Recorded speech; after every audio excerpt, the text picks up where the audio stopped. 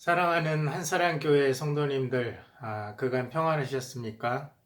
인도네시아 송영환 선교사입니다. 성도님들 한 분 한 분 뵙고 참 교제하고 싶은 마음이 정말 간절합니다. 하지만 이렇게 영상으로나마 성도님들과 함께 말씀을 나누고 하나님의 은혜를 나눌 수 있게 되어서 참 기쁘고 감사한 마음입니다. 오늘 이 시간을 통해서 하나님이 저와 여러분에게 하시는 말씀을 음성을 들으며 또 믿음으로 순종하면서 하나님께 영광을 돌리는 그러한 시간이 되기를 바랍니다. 영화를 보면 본격적으로 이렇게 영화가 시작되기 전에 영화 그 맨 앞부분에 이렇게 몇 개의 장면이 빠르게 막 이렇게 스치듯이 막 지나가면서 영화 내용을 좀 알 듯 말 듯 이렇게 짐작하게 해주는 그런 부분이 있습니다. 프롤로그라고 부르는 부분인데요. 이 프롤로그는 영화에 앞으로 이제 등장하는 뭐 인물이나 사건 이런 것들을 미리 좀 살짝 이렇게 보여줌으로써 앞으로 전개될 그 영화 본편이 얼마나 재미있을지 더 큰 기대와 또 호기심을 갖도록 하는 그런 역할을 합니다. 이 사도행전을 뭐 한 편의 영화라고 이렇게 생각을 해 본다면 오늘 함께 읽은 이 본문 사도행전 2장 1절에서 13절까지 말씀은 사도행전 전체의 내용을 좀 짐작하게 할 수 있는 그런 프롤로그와 비슷하다라는 생각을 하게 됩니다. 자, 오늘 본문에서 사도들은 이 성령의 능력을 힘입어 여러 나라와 또 지역의 언어로 하나님이 하신 큰 일을 선포합니다. 그 말을 이제 전 세계 각처에서 모여든 유대인들이 그 말을 듣고 대부분 놀라고 신기하게 여깁니다. 또 하지만 그 중에는 사도들이 하는 말이 술 취해서 하는 말이다 이렇게 조롱하는 사람들도 있었죠. 그래서 이 본문의 내용은 영화의 프롤로그 같이 앞으로 전개될 이 사도행전 본편의 그 내용을 짐작하게 해줍니다. 먼저 오순절에 이 사도들이 여러 언어로 복음을 전하는 그런 것은 앞으로 사도행전에서 이 언어와 또 문화의 장벽을 넘어서 복음을 전하는 그런 사도들과 성도들의 모습을 예상하게 합니다. 또 이 오순절에 복음을 들은 사람들의 엇갈린 반응 이런 것들을 우리가 볼 때 앞으로 사도행전에서도 복음을 들은 이들 중에는 믿음으로 구원에 이르는 사람들도 있지만 또 한편으로는 이처럼 복음을 반대하고 조롱하는 그런 사람들도 있을 것이다 라는 것을 짐작하게 해줍니다. 이처럼 오늘 본문은 이 사도행전 전체 내용을 미리 보여주는 그런 프롤로그 역할을 한다고 할 수 있습니다. 그래서 오늘 사도행전 전체의 이 프롤로그와 같은 오늘 본문 말씀을 통해서 하나님께서 저 여러분에게 가르쳐 주시는 교훈을 함께 나누고자 합니다. 세 가지로 나눠서 살펴보겠습니다. 첫 번째로 교훈을 받기 원하는 것은 하나님은 우리의 난곳 방언을 아실 뿐 아니라 우리의 난곳 방언으로 말씀하기를 기뻐하신다라는 것입니다. 오순절에 성령이 사도들에게 임하셨습니다. 그리고 성령의 충만함을 받은 이 사도들은 다른 언어들을 말을 하면서 복음을 전파합니다. 사도들이 여러 언어로 복음을 전파하는 것을 들은 그 사람들은 모두 놀라워합니다. 특별히 오늘 본문의 그 사도행전 2장 8절 말씀을 보시면 사람들은 우리 각 사람이 난곳 방언으로 듣게 되는 것이 어찌 됨이냐 라고 말하면서 놀라워합니다. 난곳 방언은 무엇입니까? 네, 난곳 방언은 우리 각 사람이 태어난 곳의 언어 해서 난곳 방언입니다. 그러니까 우리 각 사람의 고향의 언어죠.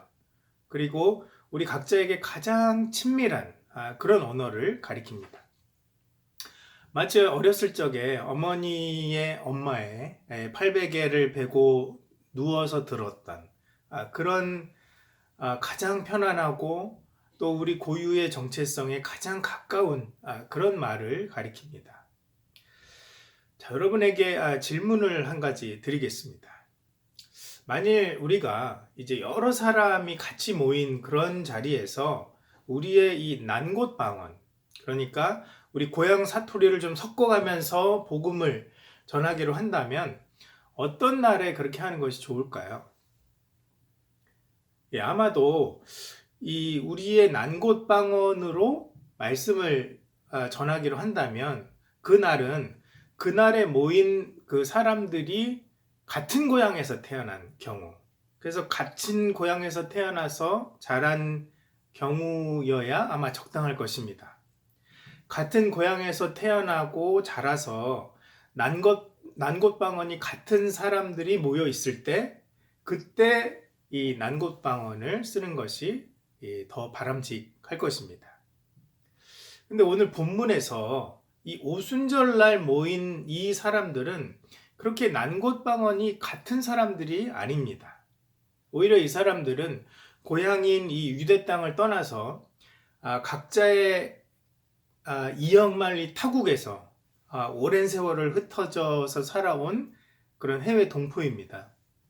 그래서 지금은 이제 오순절이라는 그런 명절을 맞아서 각자 살던 그 타국을 잠시 떠나서 예루살렘에 방문한 그런 나그네입니다. 그렇기 때문에 이 사람들의 난곳방언, 즉 자신들이 모국어라고 생각하는 언어는 이미 오래전부터 살아온 그 타국의 언어, 어찌 보면 이 유대인의 관점에서 보면 외국어였을 것입니다. 또 이 사람들은 각자 뭐 사는 지역도 달랐고 또 그 지역에서 어떤 일을 하며 어떤 모습으로 또 얼마나 오래 살았는지 이런 것들이 다 다른 그런 사람들이었습니다. 그렇기 때문에 이 오순절날 이 예루살렘에 모인 그런 사람들은 난곳방언은 서로 다르고 만약에 같다고 하더라도 참 그 익숙한 정도가 또 다른, 그래서 언어 상황이 아주 복잡한 그런 상황이었을 것입니다. 이렇게 다양한 언어와 문화적인 배경을 가진 사람들이 한데 모인 자리에서 각 사람의 난곳방언을 사용하는 것은 어찌 보면 의사소통 면에서는 그리 효과적인 방법처럼 보이지 않습니다. 이런 자리라면은 당시에 국제적으로 이렇게 통용되는 그런 그 공용어인 헬라어를 사용해서 의사소통을 하는 것이 훨씬 더 효과적이라고 할 수 있습니다. 그래서 어쨌든 다른 날은 몰라도 이 오순절날만큼은 전 세계 각처에서 사람들이 한 곳에 모인 이 오순절날은 각자의 난곳방언으로 복음을 전하기에는 그리 적절하지 않은 그런 날인 것 같습니다. 그런데 성령 하나님은 바데에서 온 사람에게는 바데의 언어로, 또 메데 지역에서 온 사람들에게는 메데 말로, 엘람에서 온 사람들에게는 엘람어로 말씀하기를 원하셨습니다. 하나님은 그곳에 모인 각 사람에게 가장 친밀한 언어로 복음을 전하기 원하셨습니다.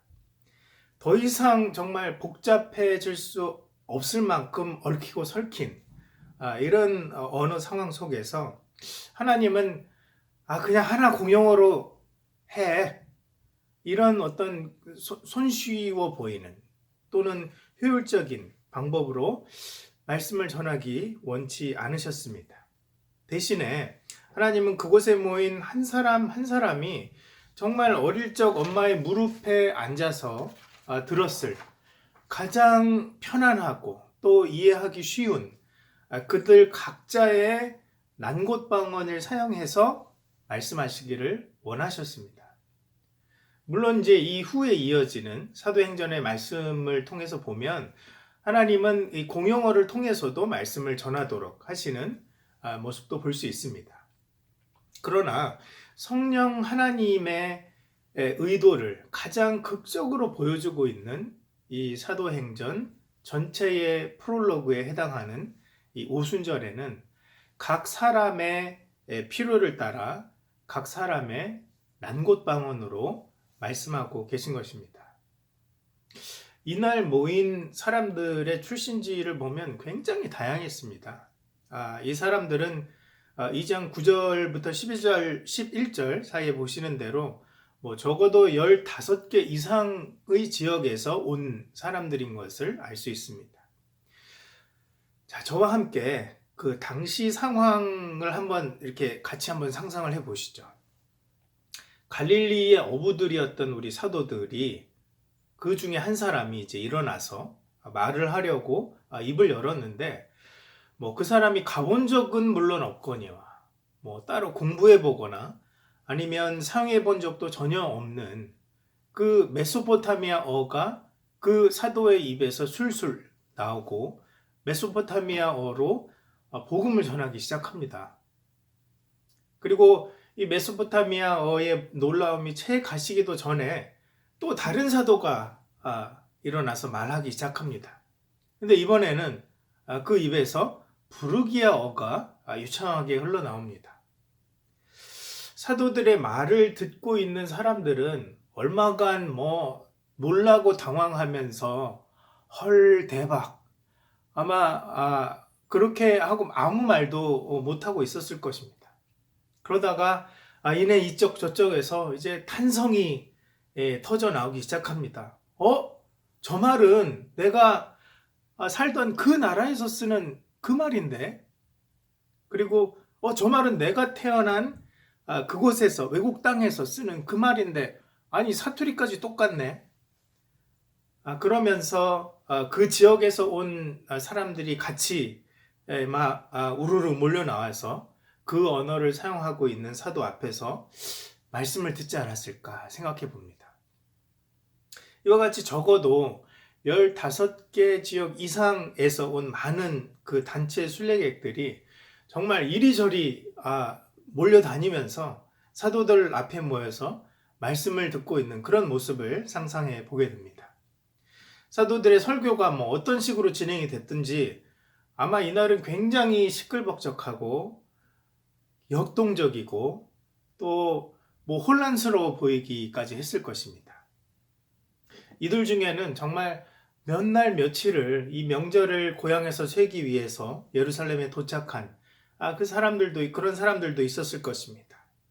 이름 모를 그 나그네의 귓가에 그냥 모래알처럼 그런 까끌한 그런 공용어가 아니라 그가 오랫동안 살아서 오히려 친숙한 땅에 그 말이 들렸을 때 그 짜릿한 감동이 어땠을지 한번 생각해 봅니다.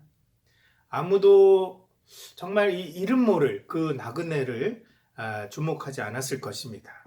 더구나 이 사람의 난곳방언이 무엇인지를 신경 쓰는 사람은 더구나 없었을 것입니다.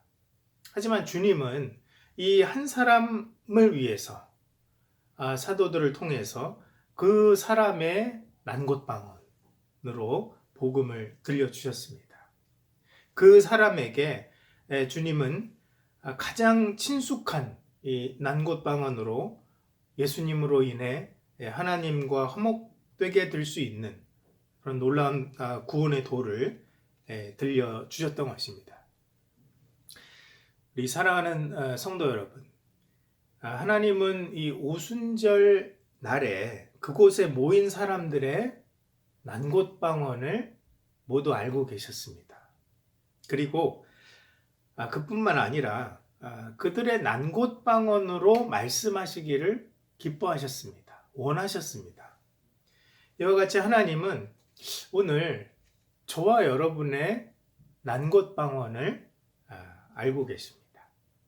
그리고 저와 여러분의 독특한 그 난곳방언으로 저와 여러분에게 말씀하기를 원하십니다.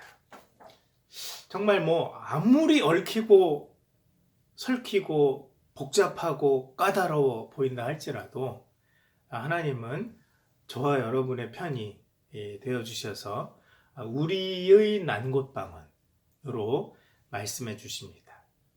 또 저와 여러분이 이 난곳방언의 그런 방식, 그러니까 하나님이 우리 각자에게 주신 그런 개성, 또 고유한 정체성, 그런 것에 가장 잘 맞는 그런 이 난곳방언의 방식으로 살아가기를 원하십니다.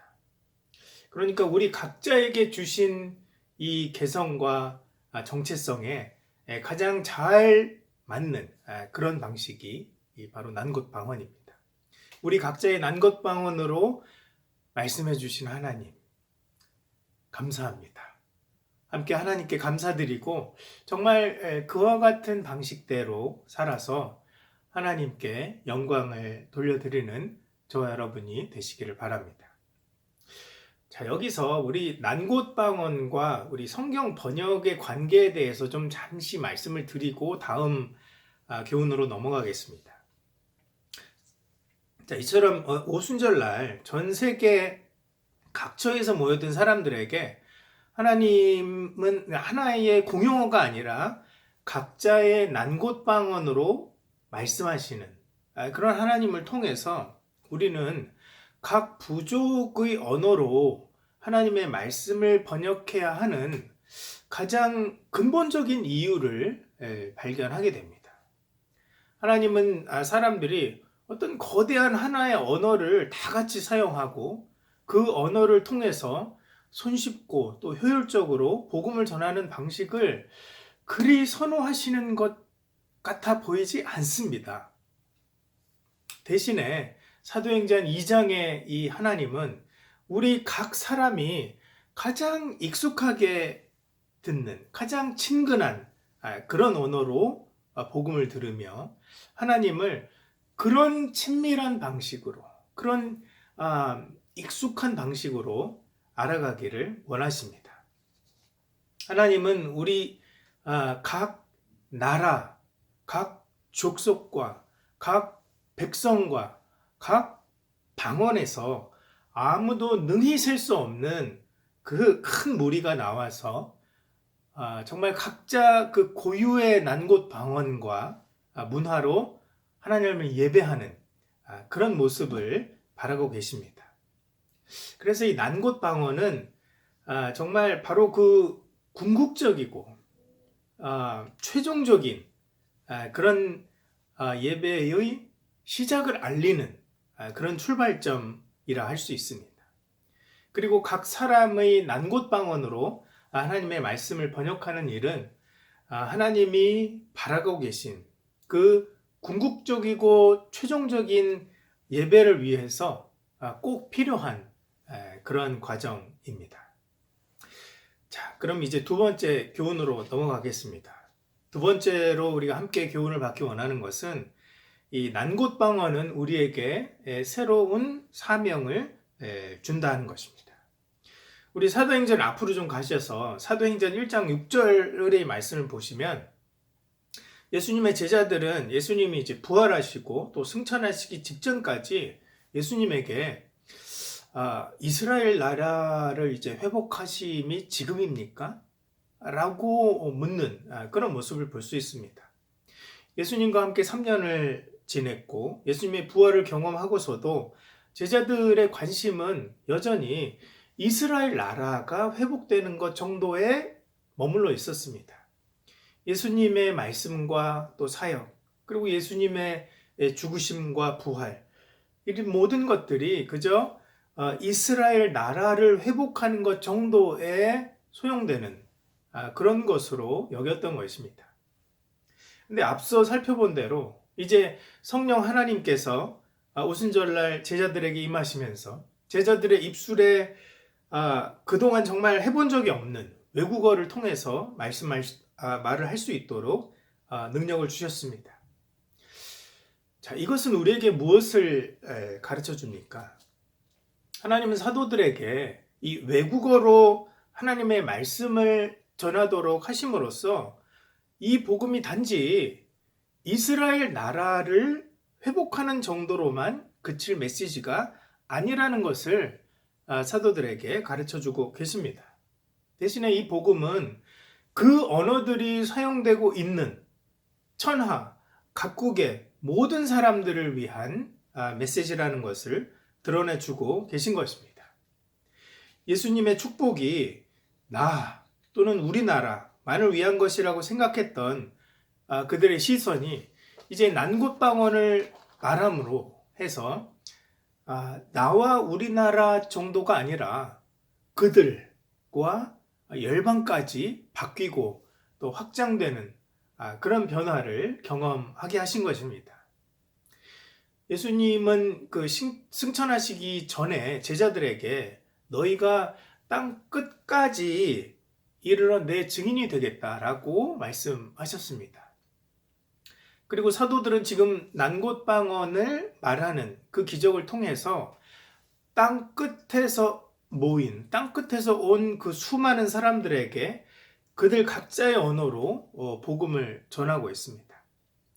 우리는 이 땅 끝까지 증인이 되리라는 예수님의 말씀이 그냥 제자들에게 너네들 좀 목표를 크게 가져라 하는 정도의 의미로 말씀하신 어떤 그 덕담이 아니라는 것을 깨닫게 됩니다.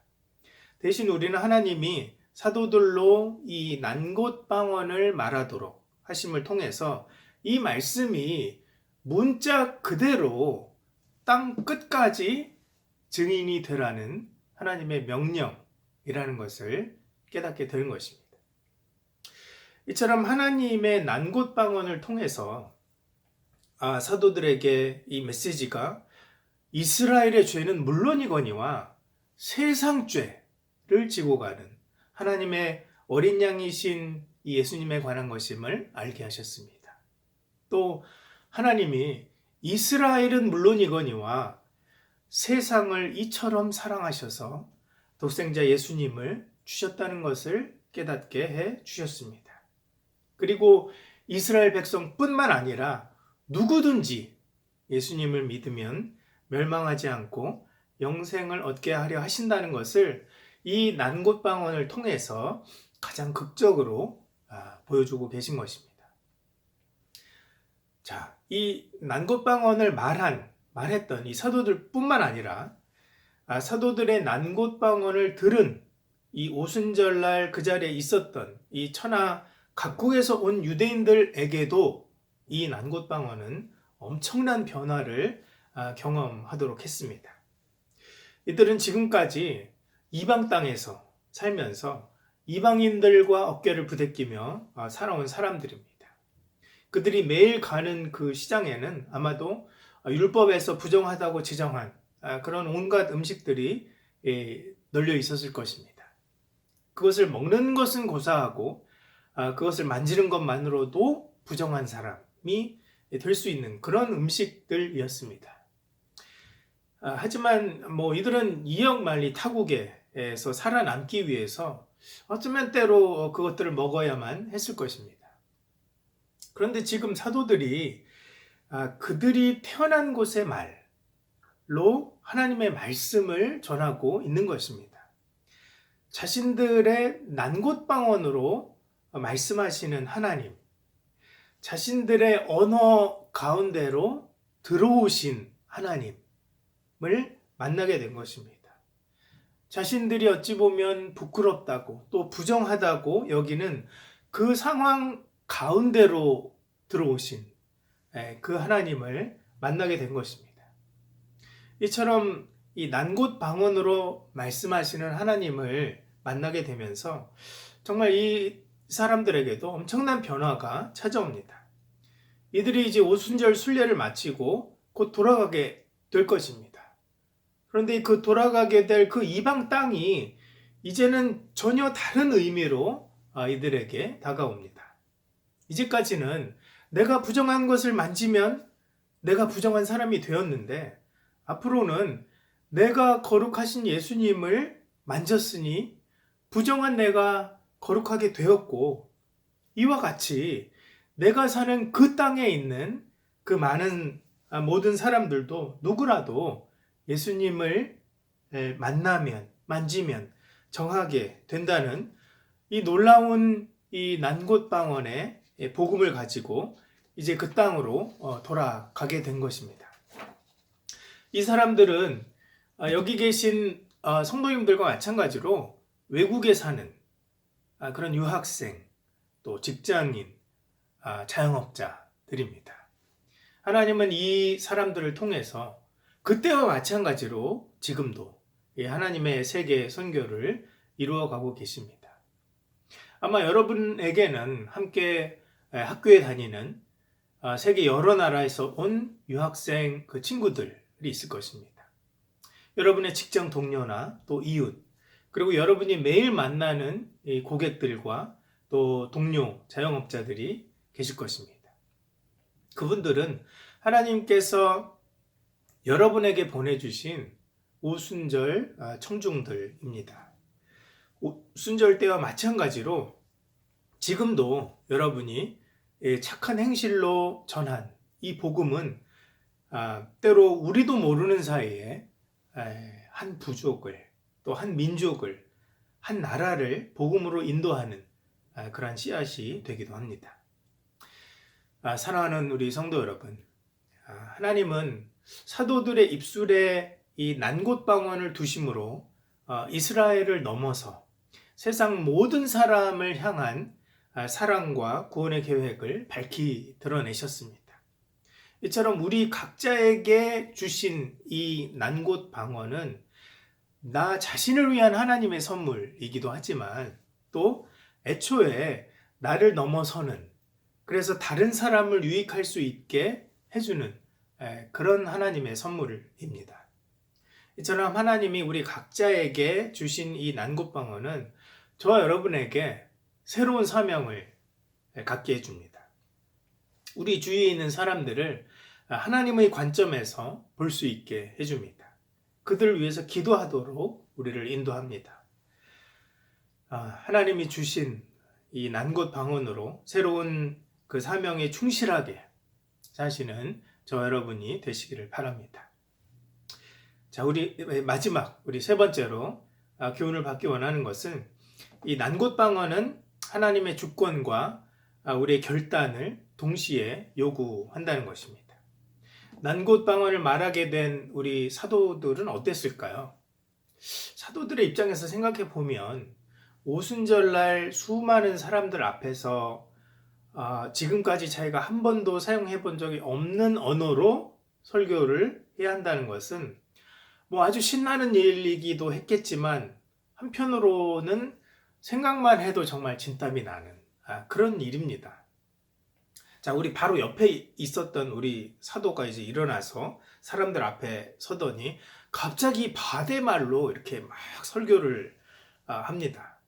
그래서 그 말씀을 이제 마치고 이제 자리에 앉았는데, 그럼 다음 차례가 저예요.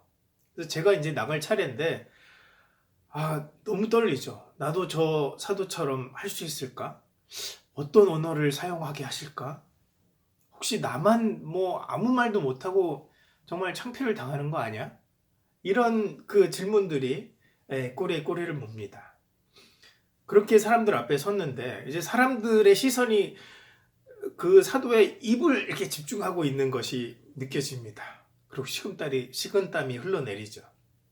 얼마의 침묵이 지난 후에 그 사도의 입에서 부르기야 말이 흘러나오기 시작합니다.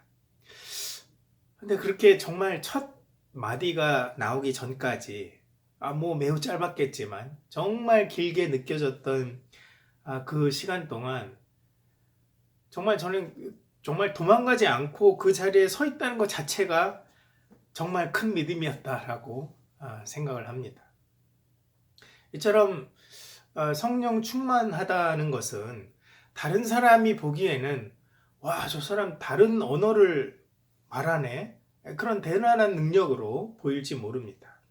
하지만 사도들에게는 하나님이 나의 입을 통해서 다른 언어로 말씀하실 수 있도록 기다리고 하나님을 의지하고 또 스스로를 내어드리는 그런 것을 의미합니다.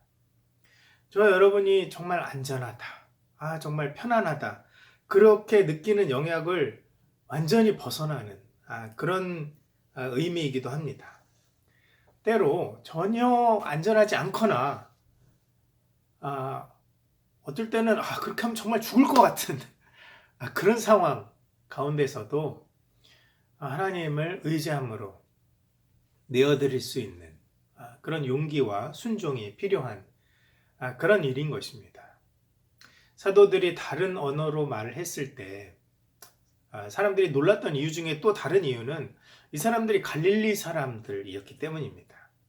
자, 당시 기준으로 보면 이 갈릴리는 수도인 예루살렘과는 한참 떨어진 곳이었습니다.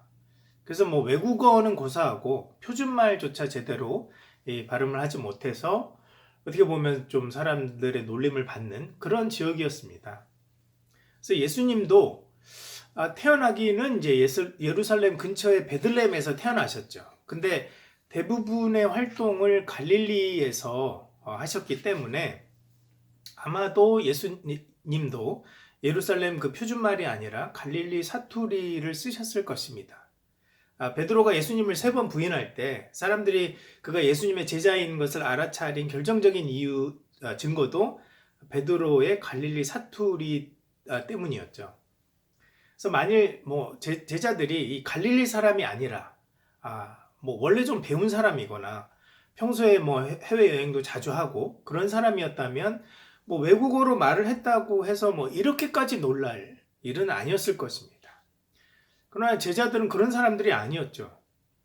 제자들이 외국어를 할 때 사람들이 아니 좀 전까지 이 갈릴리 사투리를 쓰던 사람들이 어떻게 저렇게 외국어를 할 수 있지? 하고 더욱 크게 놀랐던 것입니다. 그래서 사도들이 다른 언어들로 이렇게 말을 할 때 사람들은 그들을 그렇게 하도록 만드신 그런 하나님의 능력을 보게 될 수밖에 없었습니다. 하나님이 함께 하시는 그런 기적이라고 밖에 달리 설명할 방법이 없었습니다. 이처럼 사도들은 뭐 세상의 관점에서 보면 그렇게 주목을 받을 만한 사람들이 아니었습니다. 그러나 하나님은 우리 사도들을 주목하셨고 그들을 사용하셨습니다. 이것은 하나님의 은혜라고밖에 달리 설명할 길이 없습니다. 하나님이 갈릴리 어부인 이 제자들을 사용하신 것은 그들이 어떠하기 때문이 아니라 그들의 어떠함에도 불구하고 사용하신 것입니다. 그렇게 하심으로써 하나님은 사도들의 이 삶과 또 사역을 통해서 하나님의 어떠하심을 드러내시고 하나님께 영광을 돌리는 그런 삶을 살도록 하신 것입니다. 이 과정에서 사도들은 자신의 한계를 정말 절감하고 갈급한 마음으로 하나님께 나아가며 오순절 날과 같이 정말 스스로를 수많은 사람들 앞에 세우고 하나님이 자신들을 통해서 말씀하시도록 믿음의 결단을 순간순간 해 나갔을 것입니다. 한 번도 배운 적이 없는 이 열방의 언어를 말하게 하신 것에 비하면 많은 사람들 앞에 서는 것은 어찌 보면 매우 작은 일입니다. 그러나 그럼에도 불구하고 우리는 우리의 믿음의 결단의 몫이 있다는 것을 기억해야 합니다. 또 우리에게 아무리 커 보이는 그런 믿음의 순종 또는 헌신이라 해도 하나님이 이루어 가시는 그런 일에 비하면 그것은 매우 작은 일에 불과하다는 것도 기억하고 그로 인해서 격려를 받기 원합니다. 사랑하는 우리 성도 여러분, 저와 여러분은 어떻습니까? 저와 여러분이 하나님께 쓰임을 받고 있다고 한다면 그것은 우리의 어떠함 때문이 아니라 하나님의 어떠하심을 드러내기 위해서 우리의 어떠함에도 불구하고 그렇게 우리를 사용하신다는 사실을 기억해야 합니다. 또 저와 여러분이 하나님께 쓰임을 받고 있지 못하다면 그 이유는 우리가 뭔가 좀 갖춰야 될 것을 갖추지 못했기 때문이 아니라 하나님이 쓰시도록 우리 자신을 내어드리고 하나님을 기다리고 믿음으로 순종하는 그런 일을 하지 않기 때문일 가능성이 더 크다는 것을 기억해야 합니다. 하나님의 영광이 드러나는 삶, 또 그렇게 되기 위해서 우리의 안전지대를 벗어나서 믿음으로 결단하시는 저와 여러분이 되시기를 바랍니다. 자, 말씀의 결론을 맺겠습니다. 하나님은 우리의 난곳방언, 곧 우리에게 가장 편안하고 우리의 언어를 알고 계십니다. 또 하나님은 우리 모두의 공통의 언어가 아니라 나에게 꼭 맞는 그 난곳방언으로 말씀하시기를 기뻐하십니다. 하나님이 주신 나만의 이 난곳방언은 그 자체로 참 소중한 하나님의 선물이지만 나뿐만 아니라 다른 사람도 유익하게 할 수 있는 선물입니다. 하나님은 주권적으로 우리 각자에게 다양한 난곳방언을 주십니다. 우리는 하나님을 신뢰하고 또 믿음으로 결단함으로 이 난곳방언을 통해서 하나님께 영광을 돌리는 그런 삶을 살게 됩니다. 자, 하나님이 주신 이 난곳방언을 통해서 나와 열방 모두가 함께 행복한 그런 저와 여러분이 되시기를 바랍니다. 기도하겠습니다. 하나님 아버지 감사합니다. 우리 각자를 이처럼 특별하게 만들어 주시고 또 우리 각자에게 참 고유한 그런 방식으로 살아갈 수 있도록 인도해 주시니 참 감사합니다.